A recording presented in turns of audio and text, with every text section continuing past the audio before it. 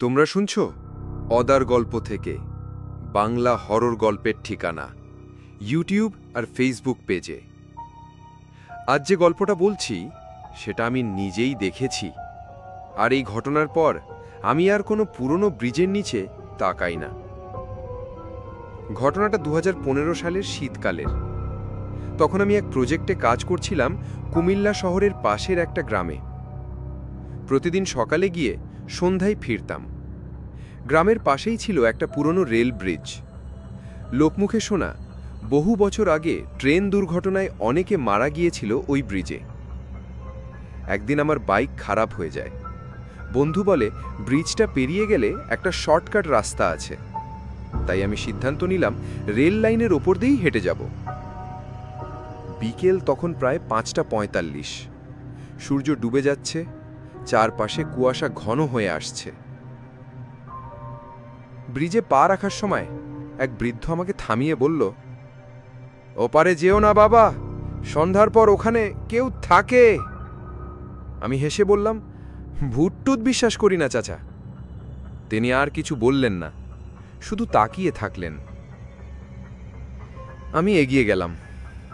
ব্রিজের মাঝখানে গিয়ে থামলাম একটু। নিচে তাকিয়ে দেখি নদী নয়, শুকনো খালের মতো। কিন্তু অদ্ভুতভাবে জলজঙ্গলের ভেতর যেন কেউ দাঁড়িয়ে আছে। একটা কালো ছায়া, স্থির, কিন্তু যেন আমাকে দেখছে। হঠাৎ ঠান্ডা হাওয়া বইল, আর আমি শুনলাম, ফিরে যা।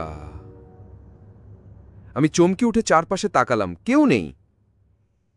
চিন্তা করলাম মাথা ঘুরছে বোধহয়। কিন্তু তখনই আমার চোখ গেল রেল লাইনের ঠিক পাশে বসে থাকা এক মেয়ের দিকে। সে মাথা নিচু করে চুপচাপ বসে আছে। সাদা জামা, উস্কো চুল, আর পা থেকে জল ঝরছে।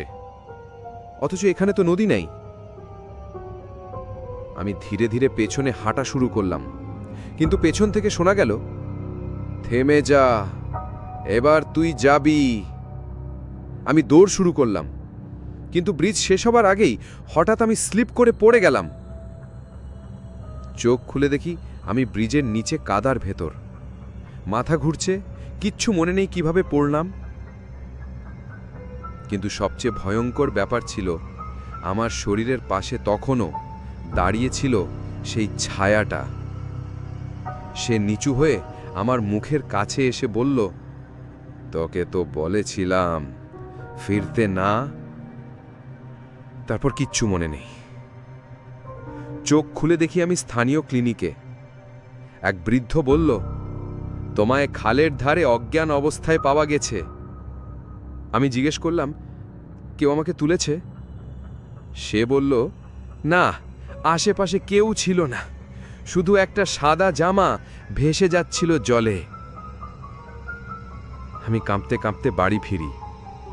সেই রাতেই আমার দরজার সামনে কে যেন দাঁড়িয়েছিল।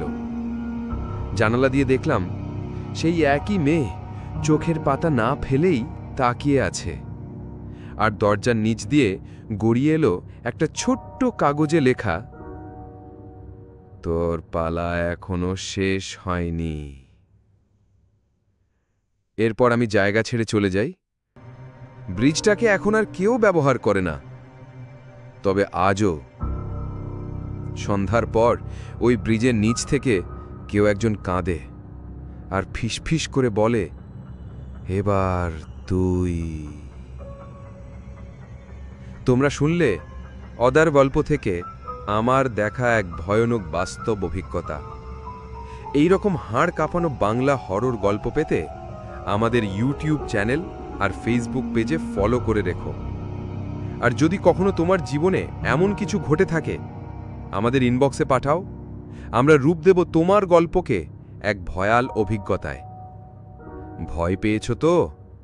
তাহলে শেয়ার করো, কারণ পুরনো ব্রিজগুলো সব সময় ফাঁকা থাকে না।